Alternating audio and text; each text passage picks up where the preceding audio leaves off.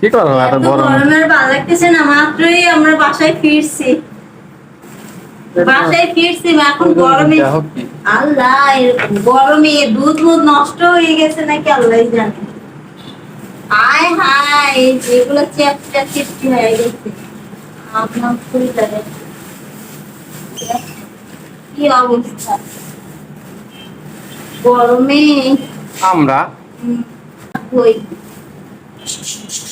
গরুর মাংস অনেক ধোয়া লাগবে, হ্যাঁ, এখনো চাপ আছে না?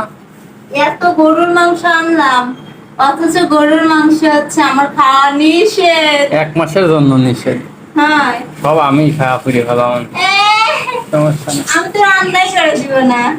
আরেকটা হচ্ছে খাসির মাংস একটুখানি। আচ্ছা রাখো। দাঁড়াও, ফ্রিজে রাখা লাগবে, তাতে নষ্ট হয়ে যাবে না। হ্যাঁ হ্যাঁ